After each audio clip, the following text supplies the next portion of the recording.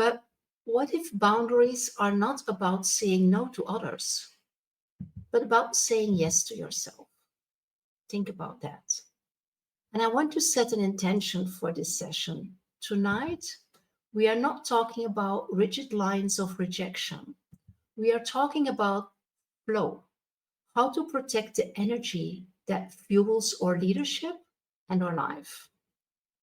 Last week, we explored how to reignite purpose and direction in your career. And tonight, we are talking about how to sustain that spark by managing your energy through healthy, intentional boundaries. So, what is it with women and boundaries? What is it with women that have issues or that struggle with setting boundaries, with keeping boundaries? Pleasing, not being confrontational, being nice, serving is something that is in our DNA. We are born with it, we are raised with it, we are told this is how we are supposed to behave. And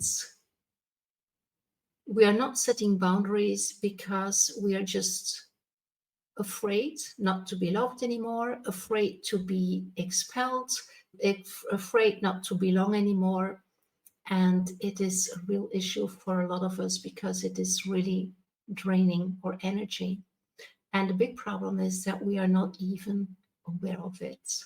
We just go on autopilot, saying yes to everything, saying yes to everybody, especially to the ones that are yelling loud.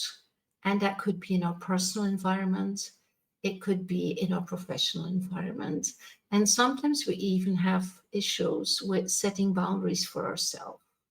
So let's refine or redefine boundaries as clarity, as understanding how boundaries are absolutely necessary to build our leadership in life. I'm not even talking about leadership as a lot of us see it in corporate life, but they are essential to have clear direction and intention on what we want to do, on what we want to achieve, on who we want to be, on how we want to show up.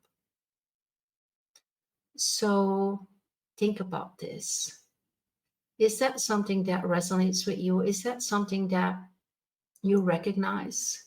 The fact that we are basically socialized to be available, to be adaptable, to be accommodating all the time, and where we actually confuse generosity with availability. So let me give you an example. One of my clients works for a big international law firm,